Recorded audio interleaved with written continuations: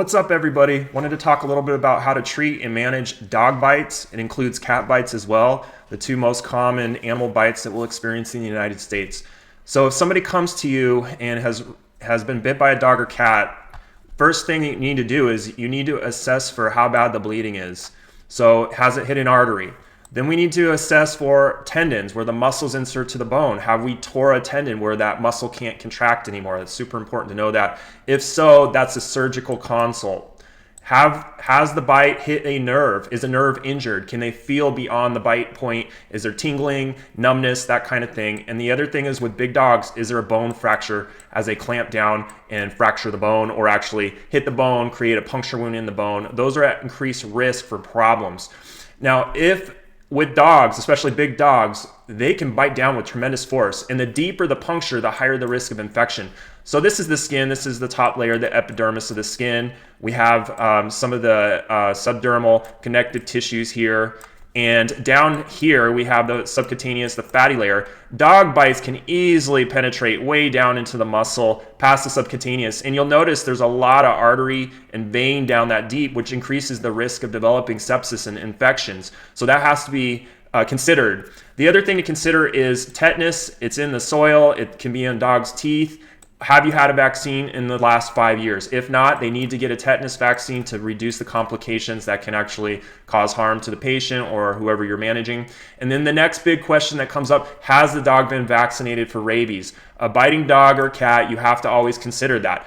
I personally call animal control, and it is the law in places like Arizona, to reach out. They can contact the person that the animal is, verify if the dog is in fact vaccinated or cat for rabies, and go from there. If it's a bat bite or something like that, you're going to go to the hospital. You're going to receive rabies vaccination because they are the most common carriers of rabies, at least in the United States. I wanted to show a quick picture of a friend of mine who came over with puncture wound, dog bite.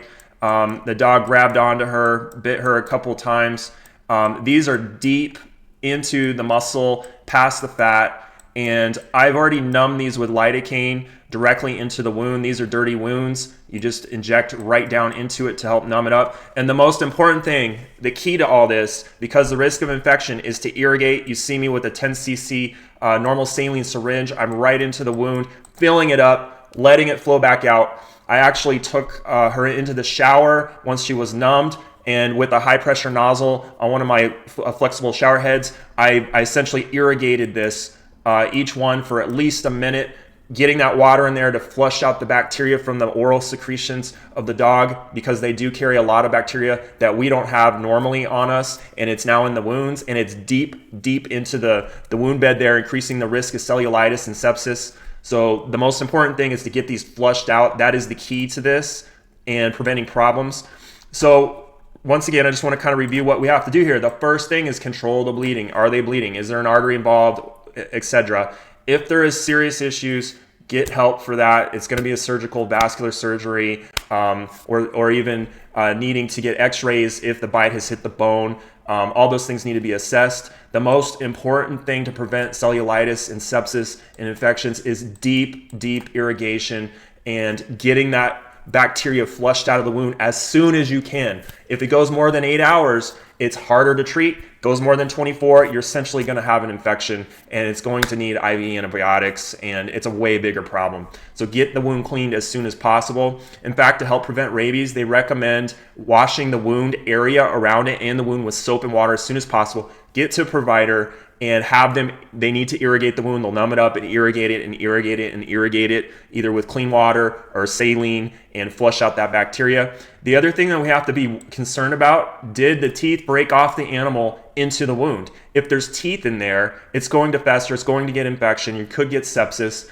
If it's near a bone, you need x-rays, because we need to know if there's a fracture, if possible, if available to the provider, whoever's cleaning this. And then what comes up next is to sew the wound or not to sew.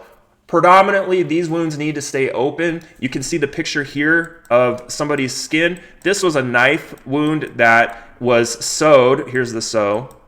And you can see it was deep all the way to the muscle here, but they sewed it up And these heal very quickly, but these are clean wounds. These are like clean knife wounds, and you're not trapping bacteria down in here if it's irrigated well and then sewn up. These will heal very quickly. Now with the dog bite, we're dealing with deep puncture wounds, and probably deeper than there. Or actually, this is the subcutaneous fat, not the muscle tissue. But below that, they go deep. And the problem is all the bacteria get into this area, and if we go ahead and close this up, we're actually trapping a lot of these harmful bacteria. The only time we tend to sew bites is if it has torn the skin. There's like a flap. If it's on the face, the hands, the feet, which are very common areas, they need to be corrected for cosmetic reasons, and those will get irrigated and sewn up. But in the example I showed before, this was a bite on her leg here, away from any major issues as far as arteries and tendons, and there was no neurovascular compromise, and I felt comfortable leaving these open. These will scar a little bit, but I would rather have a small scar develop on the leg than cellulitis or sepsis. So I irrigated these and I left them open. These are puncture wounds. There was no laceration and pulling back of the skin. So that's how I treated that. Now, I put her on a prophylactic antibiotic called Augmentin. Whoops, I misspelled it. It should be an I in here. And this covers human flora, staph, and strep. It won't cover MRSA, but staph and strep live on human skin, and it gets pushed into the wound. And the clavulanate actually makes it a broad spectrum antibiotic to cover Pasteurella and some of their bacteria that we don't carry that are in the oral secretions of the dog or cat. And then once this has been treated and they start their antibiotic prophylactically, especially if they're deep. If it's just a minor wound here and it's cleaned well, probably wouldn't put them on a prophylactic antibiotic. And then the most important thing after treatment is follow up. Look at the patient. They need to be seen within 3 days. We need to know if there's cellulitis developing in the skin, if this bacteria is taking a hold. And if deep, as in many dog bites, it can get into the muscle tissue close to the bone. And the problem with that is you can develop necrotizing fasciitis, or gas gangrene as it's known, and that is a very serious issue requiring debridement of skin, deep subcutaneous tissue fat, muscle, and sometimes bone and amputation. So that's a huge deal. So what you need to tell your patient is we need to monitor for signs of fever and cellulitis. Well, what is cellulitis? Well, that's a skin infection, and it presents with redness, expanding redness. It grows as the bacteria continue to grow out, and we're going to have a lot of heat. It's going to be hotter than other areas of the skin. We're going to have extreme pain, especially the deeper it goes. It's going to get more painful, and so the pain will be out of proportion to the exam sometimes, meaning they're in way more pain than what it looks like. And the swelling will increase.